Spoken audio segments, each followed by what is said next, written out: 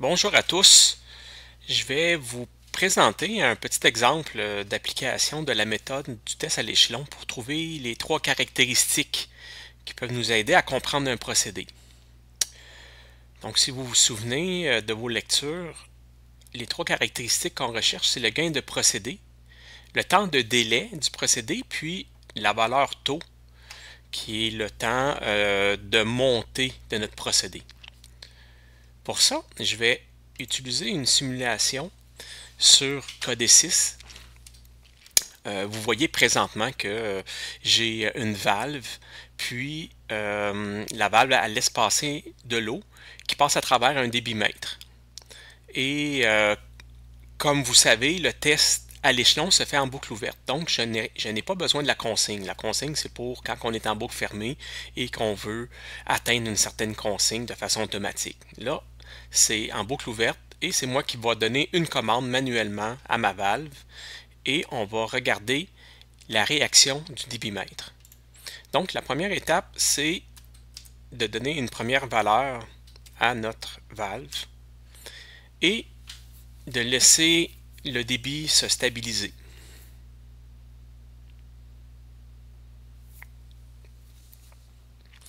Donc, si vous vous souvenez bien, on ne fait jamais un échelon à partir de 0 parce qu'à 0, c'est un point de départ qui ne donne aucune information, alors que si notre point de départ est une valeur qui est entre 0 et 100%, ça nous donne notre valeur de référence ou notre valeur de départ qui est bonne, qui est vraiment en fonction de notre procédé. Donc, vous voyez que si présentement, j'ouvre la valve à 40%, je me dirige tranquillement vers un débit qui est de 28%.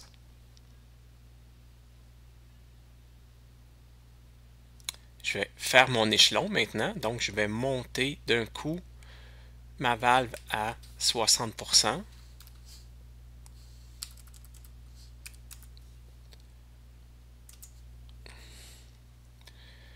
Vous voyez qu'il y a un petit délai de réaction. C'est ce qu'on recherche, le délai. On va le mesurer ici. Puis, la courbe elle monte tranquillement pour aller se stabiliser.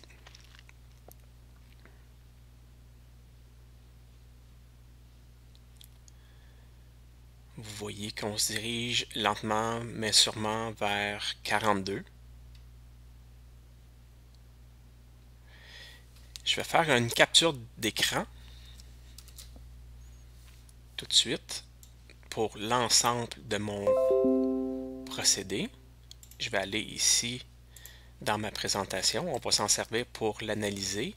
Puis je vais tout de suite faire une capture d'écran plus précise. Donc vraiment juste la petite partie qui va nous aider à analyser. Donc je vais l'amener aussi dans PowerPoint. Donc je reviens. Donc ici, vous voyez que ma capture d'écran, j'ai fait CTRL-V pour amener ce que j'ai capturé. On a des changements au niveau de la commande et de la mesure. Donc mon échelon, c'est quoi? C'est que je passe de 40% à 60%. Donc c'est ma variation de ma commande, c'est mon échelon de 40% à 60%. Et on a noté que ma mesure à 40%, j'ai une mesure de 28% et que je passe à 42% quand j'atteins ma nouvelle position stable. Donc, je vais copier ça pour se souvenir des valeurs. Je vais les laisser en bas ici. Donc, la première caractéristique, c'est le gain du procédé. Et on le calcule avec la formule qui est à l'écran présentement. Donc, c'est la variation. Un triangle, ça veut dire delta et ça signifie variation. Donc, la variation de mon signal mesuré. La variation de mon signal mesuré, on a varié de 28 à 42, ce qui me donne 14%. Et on va le diviser par ma variation de ma commande qui est de 40 à 60, donc on a varié de 20%. Ce qui me donne un gain de 0,7. c'est le premier paramètre.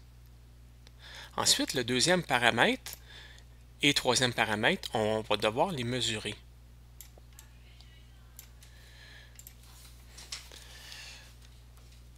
Mon point de départ, vous voyez que j'ai déjà prévu des lignes verticales pour amener sur mon graphique. Je vais mettre mon graphique à l'arrière-plan pour que mes lignes apparaissent en avant. Donc, mon point de départ, c'est mon échelon. Et mon point d'arrivée, c'est à peu près quand je commence à monter.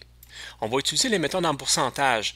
Donc, entre ma valeur, mon état stable de départ et mon état stable d'arrivée, ça représente mon 100% de ma variation de ma mesure.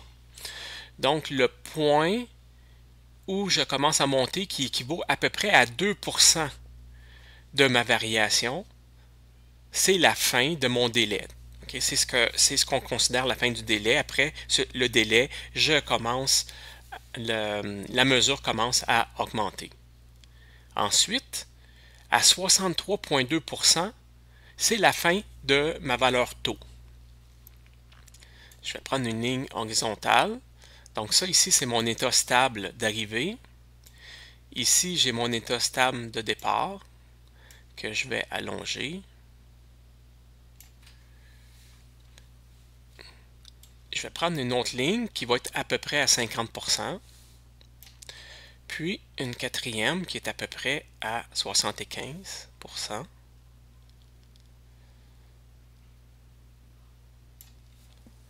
je vais zoomer un petit peu.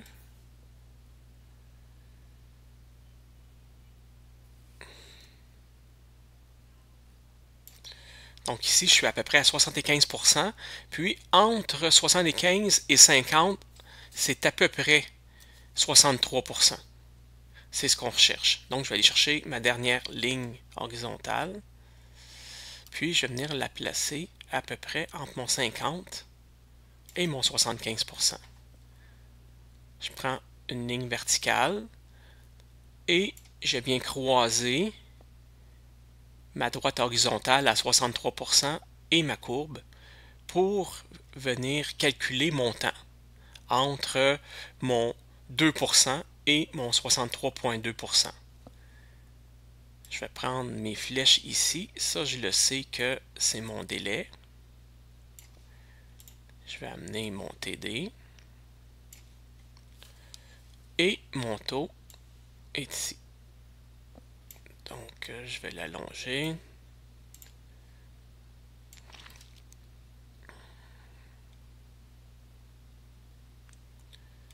Donc, je vais l'allonger ici. Donc, comment calculer les valeurs? On va se fier sur le temps entre deux lignes pointillées verticales ici, qui est de 10 secondes. Je vais utiliser encore là des droites. Donc, on sait que ici, c'est à peu près 5 secondes. La séparation qu'il y a ici, c'est à peu près 5 secondes. Et je vais copier, coller. Donc, ici, j'ai à peu près 2,5 secondes. On peut voir, donc juste à l'œil, que TD est très proche du 2,5 secondes ici et que mon taux est très proche du 5 secondes.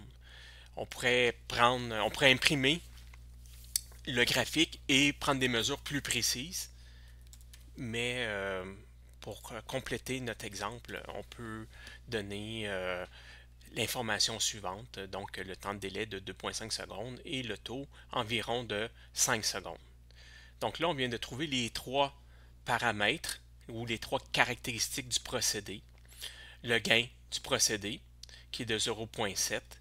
Donc, on s'entend que si j'avais eu une pompe plus forte, j'aurais eu un gain plus élevé. Donc, l'augmentation de 1% de la vitesse de ma pompe aurait fait augmenter mon débit de beaucoup plus que présentement.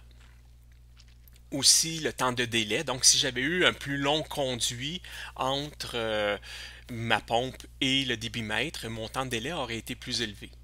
Et le taux, si j'avais eu un conduit d'un diamètre différent, mon taux aurait été différent également.